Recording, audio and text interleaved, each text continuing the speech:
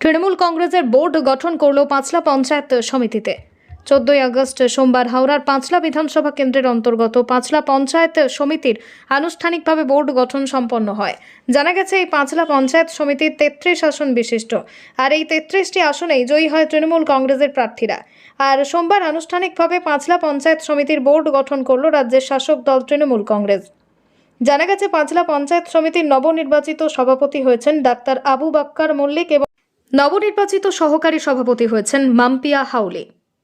এদিন আনুষ্ঠানিকভাবে বোর্ড গঠনের পর অনুষ্ঠিত হয় একটি সংবর্ধনা সভা। এই সংবর্ধনা সভায় উপস্থিত ছিলেন পাঁচলা বিধানসভা কেন্দ্রের বিধায়ক গুলশান মল্লিক।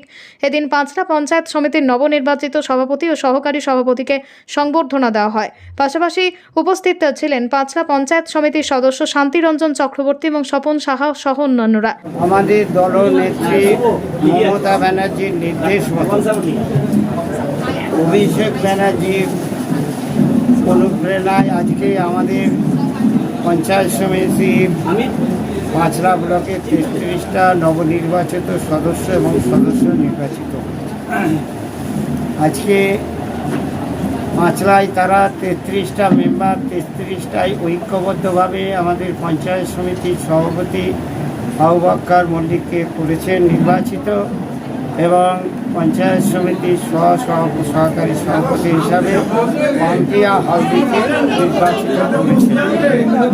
তার জন্য পঞ্চায়েতের সমস্ত সদস্যা পঞ্চায়েত সমিতি এবং তাদের সঙ্গে যারা আমাদের অনুগামী এসেছেন তাদের সকলকে যেমন ধন্যবাদ জানাবো, তার আগে দল যে হুইপ দিয়েছে, দলের যে নির্দেশ, সেই নির্দেশ মেনে আমাদের সমস্ত সদস্যরা আজকে সভাপতি নির্বাচিত করলেন। পাঁচলার ইতিহাসে এই সর্বপ্রথম এক কথায় এক বাক্যে একত্রিত হয়ে 10 মিনিটের মধ্যে সভাপতি গঠন, 10 মিনিটের মধ্যে সহকারী সভাপতি গঠন হয়েছে। আজকে এরা আবার আগামী দিনে পঞ্চায়েত সমিতির কর্মদক্ষ ঠিক করবে। সেই কর্মদক্ষ মিলে সকলে মিলে ঐক্যবদ্ধভাবে পাঁচলার উন্নয়নমূলক কাজ করবে এবং পাঁচলার রাস্তাঘাট ইত্যাদি উন্নয়ন কাজ করবে। ইতিমধ্যে আমাদের বিধানসভা কেন্দ্রে 15টা গ্রাম পঞ্চায়েত, 15টা গ্রাম পঞ্চায়েতে 14টা গ্রাম পঞ্চায়েতের সর্বসম্মতিক্রমে আমাদের প্রধান উপপ্রধান নির্বাচিত হয়েছে দলের নির্দেশ মেনে, দলের হুইপ মেনে। একটা পঞ্চায়েত হ্যাং হয়ে আছে, যেটা ইসলামপুর গ্রাম পঞ্চায়েত, সেটা অল্প সময়ের মধ্যে সেই প্রধান উপপ্রধানও গঠিত হয়ে যাবে। পাঁচলায় আমরা সারা পাঁচলায় পঞ্চায়েত সমিতি এবং 4টে জেলা পরিষদ সর্বসম্মতিক্রমে আমরা নির্বাচিত করতে পেরেছি। আগামী 16 তারিখে আমাদের সভাধিপতি গঠন আছে, সেখানে সভাধিপতি এবং সভাধিপতি নির্বাচিত হবে। তারপরে কর্মদক্ষ নির্বাচিত হবে, তারপরে উন্নয়নমূলক কাজ এবং পরিষেবার কাজ আরম্ভ হবে। আশা করি এবারে বেশি বেশি উন্নয়ন হবে, বেশি বেশি কাজ হবে। মানুষ দুহাত তুলে পাঁচলার মানুষ তৃণমূলকে সমর্থন করেছে। মমতা ব্যানার্জির নির্দেশ মেনে তারা তৃণমূল দলটা করেছে, অভিষেক ব্যানার্জির নির্দেশ মেনে কাজ করেছে। আমাদের অভিষেক ব্যানার্জি যে নির্দেশ দিয়েছিলেন, যে তালিকা পাঠিয়েছিলেন, সেই তালিকা অনুসারে গ্রাম পঞ্চায়েতের সদস্য যেমন নির্বাচিত হয়েছে, পঞ্চায়েত সমিতির সদস্য সেইভাবেই নির্বাচিত হয়েছে। ও আজ প্রায় 13 বছর থেকে রাজনীতির সঙ্গে যুক্ত।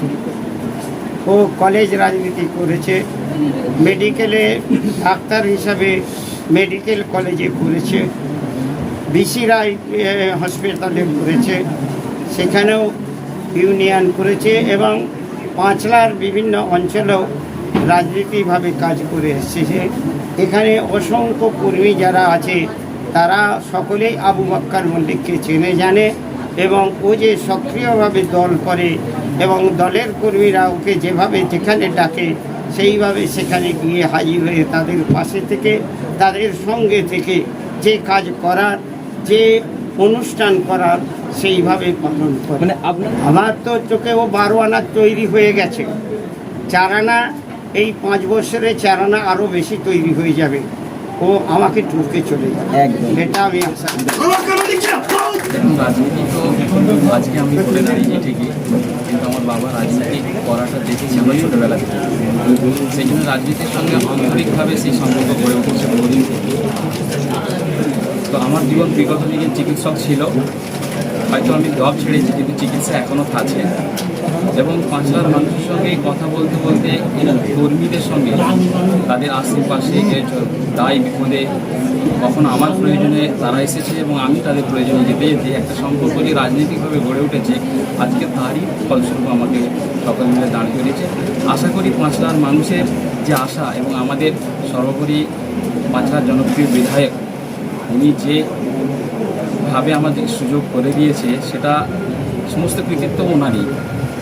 এবং সেই সঙ্গে আমাদের পাঁচলার যারা আছেন, সভাপতি, অঞ্চল প্রেসিডেন্ট থেকে কর্মীবৃন্দ যারা আছেন, এই আমার জেতা এবং সভাপতির পেছনে তাদেরও অবশ্যই তাদের হাত আছে, মানে তাদের শুভেচ্ছা, দোয়া, আশীর্বাদ এবং তাদের মানে পরিশ্রম আছে।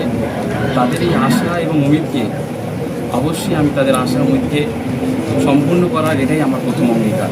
এবং পাঁচলার মানুষের কাছে একটা ভালোবাসার সঙ্গে এবং পাঁচলার মানুষের দায় বিপদে যতটুকু সম্ভব আমি আমার যতটুকু সম্ভব আমি আমার সেই দায়িত্ব পালন করি, এই আশা এবং আকাঙ্ক্ষা আছে।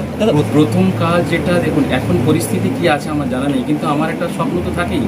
সেই স্বপ্নের হিসাবে আমার মনে হয় এখনও হেলথ এবং এডুকেশানে যদি কিছু করা যায় সেটাই আমি ভেবে রেখেছি। সেটা বাস্তব এবং সময় বলবে সেই পরিস্থিতি আমি কতটা সফল হয়।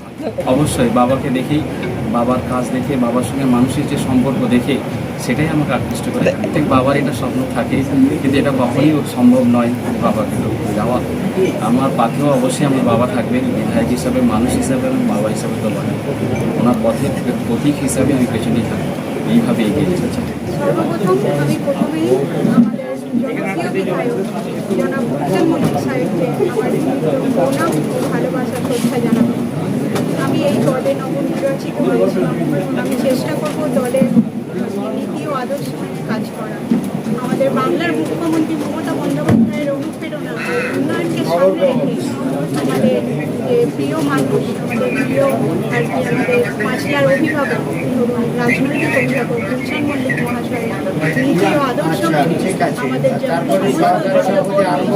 নেতৃত্ববৃন্দ এই আবার আর কি আমাদের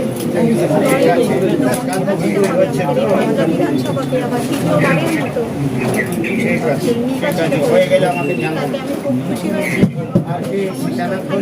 সমস্ত দলীয় কর্মীকে, সমস্ত নেতৃত্ববৃন্দকে আমি ধন্যবাদ জানাবো আমাকে এই পদে নির্বাচিত করার জন্য। আর কি আগামী দিনেও কাজ করে যাবো, সহকারী করে যাবো, যতটা পারবো মানুষের পাশে থাকবো, থাকার চেষ্টা করবো।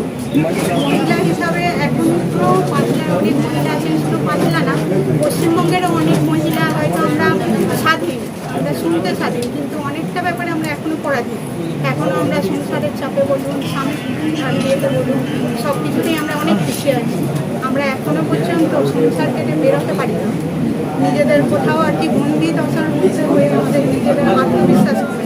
আমি সেই সমস্ত মহিলার সমস্ত মহিলাকে বলব যে আপনারা এগিয়ে আসুন এই রাজনীতিতে, আপনারা এগিয়ে আসুন, দেখুন সমস্ত কিছুকে করুন এবং মানুষের পাশে থাকুন, মানুষের জন্য কাজ করুন।